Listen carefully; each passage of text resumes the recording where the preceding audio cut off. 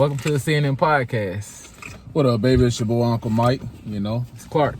ooh, got the fresh cut. Yeah, y'all I feel see like him? a new man, bro. Mm-hmm. I feel like a whole new man. Goddamn. Hey, like I was saying, you cut the beard, you're gonna look 18 again, Nah, I can't do that. You can't do that? I can't do it. Hey, I tried, y'all, I tried.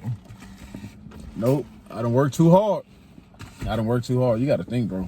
Like, I've been wanting a beard since forever. I feel like it was like welcome to manhood type shit. For me, especially after I knew I was capable. Yeah, I grew it in. Then you get all the compliments. Oh, I like your beard. All that type shit. Hey, that would change so it. like it feel real good. I'm like I can't let it go. I can't let it go. I got you. But all right. So today we're gonna be talking about mental health.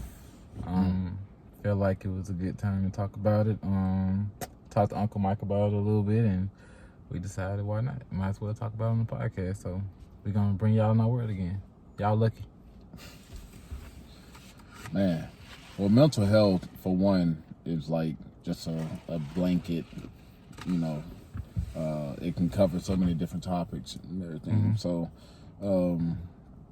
I know the situation that we were just kind of like pinpointing. One of my favorite quotes: "You never know what somebody is going through. You never know what somebody is going through." People face all different type of challenges, and we wear a face, we wear our disguise, and we try to act like things are okay when they're truly not.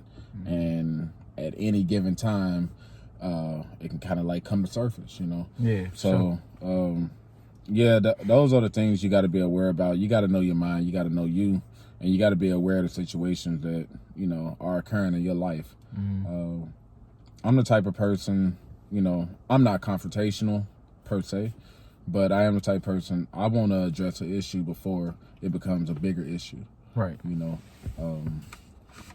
Any given time that I feel like I'm in a place with a mature person, hey, I feel this way about you, you may feel this way about me, or I feel this way about a situation or relationship, and I don't like things going unsaid, that make me like have anxiety, which is another thing of mental health, right? Right. So I always feel like it's best to just lay it out there. I'm gonna respect you. I'm always gonna be a respectful person, even when you try to disrespect me. Because I respect myself too much, I'm not gonna disrespect you, because that's just who I am, Gotcha. And a lot of people don't have that mind frame, so you kind of got to be like, hey, not everybody is there with you, I got And you. that was one of the beautiful things, my mom used to always tell me, not everybody think like you. And with that, not everybody think like me, not everybody think like that other person. So I was like, okay, we can't assume that everybody knows the gravity of the situation or can understand the perspective of another, Exactly. So Right on. yeah, that's how I feel. That's how I like try to approach every situation. I know it's not gonna be how I want it to go. It's not gonna be as as simple as I want it to be. I'm the type of person, I go to you, I'm gonna voice how I feel, you voice how we feel, and I'm be like, all right, how can we mend it? Where can we go from here? Right. And some people still be like, F you type stuff, and I'm like, bro, like, I'm not even with all of that. I feel like once we grown, we should be able to battle our differences out in words, not in, any type of confrontation, but you gotta have two people willing, So, yeah. Takes two. It does. What you feel about it, bro? Well, about mental health, first of all, I want to say, I didn't know how serious it was until I was in Baton Rouge in my job, and one of my friends, I used to go to his house and hang out or whatever, and one time we was hanging out, we was chilling, and he kind of like was telling me like personal things, and I kind of asked him why he think like that, because he was thinking differently than I ever heard anyone talk.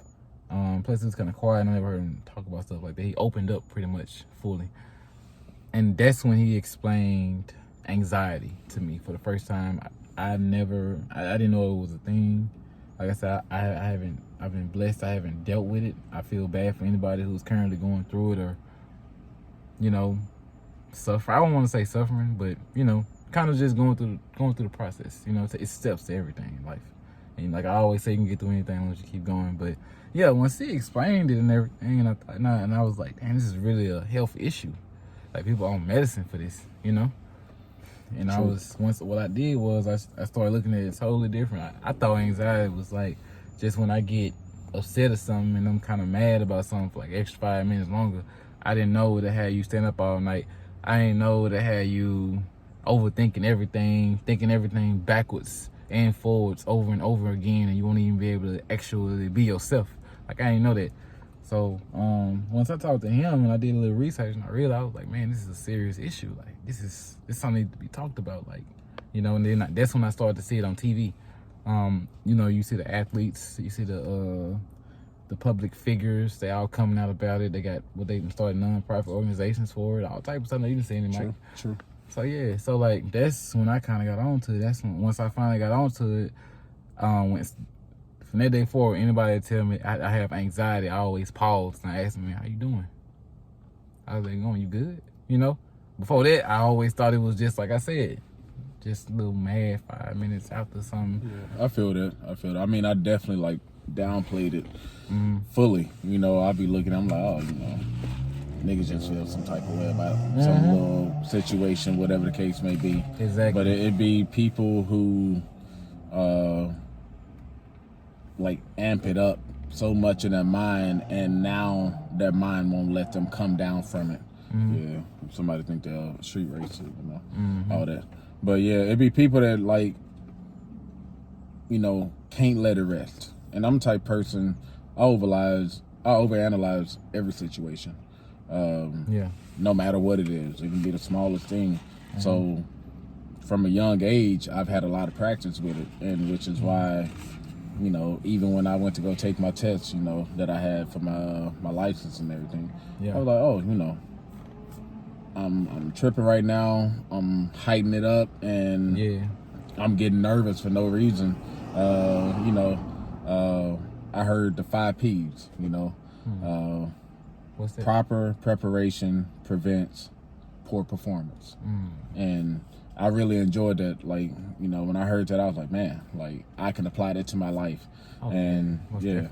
Hey, remember your 5 P's, bro. Hey, I'm right proper now. Preparation prevents poor performance. Okay. And whenever I get into any situation, I know I've done the groundwork. I know I've done the mind work. I'm like, all right, I'm gonna persevere, and I'm gonna, you know, accomplish everything that I want because I've been doing everything that I need to do to prepare for this moment. Hey, you know. there you go. So, yeah, bro. It's definitely a big thing, and it's become even more relevant now that people are aware about it. You know, for years, you know, people just thought they were going crazy or nobody could understand. But now that everybody is like a little bit more sensitive to the issue, you know, we can kind of help each other more. Awareness is what they call it. Awareness. We need it. But so we repping our high school jackets today. You know, we athletes. Yeah, we did not plan on this matching. not planned. You know, just you just pulled up it's our and life. we were just chilling. You know, Yeah. you know, but hey, shout out to my mother. Out. You know, shout out to my mom. My mom is the one who kept mine in such good shape for 10 years. No, it's been like 11 years. You know. Well, it's 22 now. We graduated in 11. And most of us got ours in 10th, 11th grade. So true. So that's why I say about 11, 12 years. 13 years. Yeah. You're right. My I mom, got mine sophomore year. She kept this up, not me. I ain't saying, I'm like, I just wouldn't be able to do it like that. Like, she got this looking brand new almost. Yeah. Mine look good enough. Hey, FP, you gonna have to hook me up with another Letterman jacket. Oh, yeah, I ain't got FP. all my patches and everything from baseball and all that type of stuff. Right. So, yeah, I ain't even decorated like I'm supposed to be, you know. So yeah, mama, you the truth. Love you. So so look, that's the end of the episode. We're just gonna stop it right there. You know, we're gonna try to keep them short, straight to the point. You know, straight to the point, as I always say. And that was like candid, like it just kind of spur of the moment type spur of thing. the moment. Like we just was like talking, and we were like, hey, let's go on camera right now. You know, and we back in the car like episode 1. Yeah, and this how all of it started. You know, we just have a conversation. We want to talk about things, and we always have these different type of conversations. You know, I definitely enjoy it, but yeah, definitely. You know, taking notes as we speak. You know, gotta take the notes. It's just a relationship, a bond that we have that we're gonna try to continue. And hey, maybe this will inspire other people to talk about different things that are going on in their mind. You know, we have that type of relationship to where I feel comfortable enough to confide in you, and I don't feel like I'm gonna judge you. If you don't have that person, try to find that person, and until you do, be that person for yourself. You know, you have to be the person that you depend on the most. That may be unfortunate. Some people may not like to hear that, but you know, if nobody else is looking out for you, who will? You know, so that's the way I look at it. All right, hey, that's it. Nothing else to be said, you know. But like I always say, you know, just keep doing what you're doing about what you're doing. Stay positive and just keep going, and it's gonna work out for you no matter what. Like, all right, it's your boy Uncle Mike, and like I tell you, I love you. I want you to be great. Hey, go out there, prosper. But the only way to actually prosper is you got to prosper your mind first. You have to make that connection with yourself and then be able to continue that relationship to the world. All right. Y'all have a good one, baby. See y'all next time.